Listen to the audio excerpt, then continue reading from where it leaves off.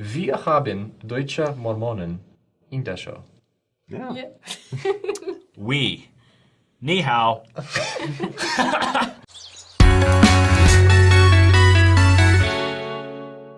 I don't speak German, I just learned that right now. But I think did I do okay? Yeah, perfect. That was pretty It was good. Yeah. Well, Yeah. introduce yourselves Yeah. to our wonderful audience. Yeah, hello.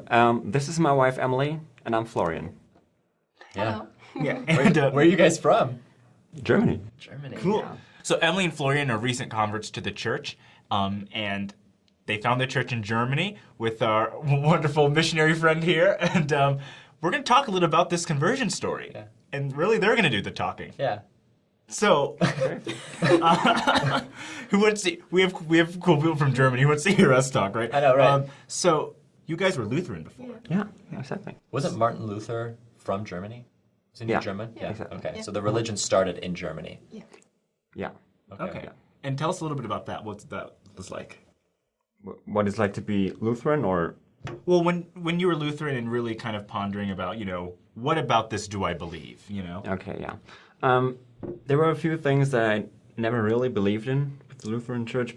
For example, the Trinity, or like baptism of infants. So yeah, and I was wondering if it's true, and because they didn't believe in like modern prophecy. Okay. So Okay, yeah. I didn't feel comfortable with this. So yeah, It felt like there was something more. exactly. You were kind of like Martin Luther, in a sense. Kind of, yeah. Oh no. Well, I think the cool part about Martin Luther is that, we believe he did play a role in bringing forward the restoration. Yeah. We needed the Reformation to have a restoration. We needed people thinking, like, wait a minute, what is true? We need to break off from this sort of monarchy, and well, people's minds were prepared. Yeah. People's minds were Were ready. you, when you guys started investigating the church, did you also have questions as well? Or who started, like, asking questions first? At first, Florian. Yeah. Like I was Many yeah. questions, yeah. Yeah, you're the question guy. And like, Yeah. what were you like when he was asking questions? Be quiet. You were just quiet. And, listen to them. I was really skeptic about all the things with the new kind of church and a new book for us, Yeah. because we only have the Bible, Old and New Testament. Yeah, and so, yeah. Wait, so how did you find the Book of Mormon? I studied theology in Germany, and there was this friend of mine, and he had this Book of Mormon. He got it from his missionaries back in Brandenburg. It's a part of Germany. But he didn't want to read it, so he passed it on to me, and I was like, thank you, oh my gosh, yeah, and I read it. Hey.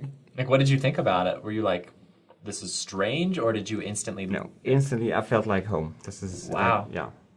What was the main element of the Book of Mormon that made you feel like you were at home? Mentioning Jesus. Okay. And all the teachings are about Jesus. The focus is Jesus, and that's all about. Yeah. Oh, cool. That was good. When you read it, did you say, I believe this? Or did you think, there's good in it, Like, when was the difference for you?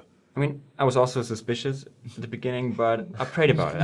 I did what I was told. I prayed about it, and yeah, I had a good feeling all the time throughout the book. So yeah, You just felt the Spirit. Said, yeah, exactly. So after I read the Book of Mormon, there was the seminary in our faculty, and the bishop from a neighbor city came to our class and told us more about the church, and I was immediately like, oh yeah, this is totally what I believe in. Yeah, modern prophecy. No Trinity. Yeah, but yeah, that was great. Wow. That's so cool. So, I don't want to brag here. Yeah. But You're bragging. we heard that you saw our show. So, Actually, it started with your channel. Yeah, it's cut. No. Oh man.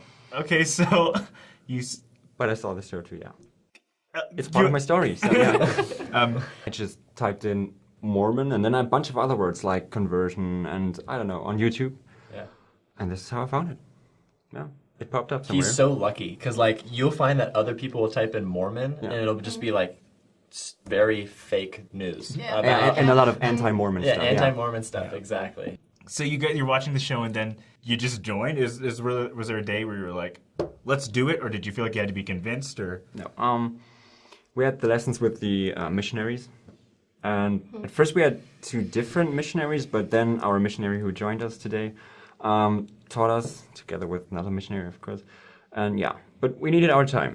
Yeah. So yeah, and we had to pray about it a lot, and especially Emily. Yeah.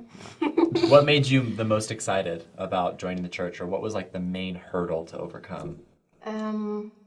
The reading of the Book of Mormon was really good because I always thought that is something new and it's kind of different to the Bible. Yeah. But while reading, it's the same, but another perspective. It's another testament. Yeah. So, question. So, in the Lutheran Church, is there a heavy emphasis on the Trinity? Oh yeah, Yeah. it is, definitely. Is there a way to understand it, or is it kind of sort of just a mystery? I guess there are some diehard Lutherans who could explain it a bit more, I don't know, better, but a lot of them don't understand it either, so yeah. I've heard like it's just a mystery. Like Yeah, you'll never exactly. fully- They always say, "Oh, yeah, it's a mystery. You don't have to get Right. it. You just should believe in it." I mean, it's right. You just have to believe, but yeah, it makes no sense because a God cannot die on the cross, or I don't know, or he would talk to himself in Garden of Gethsemane. He would pray to himself.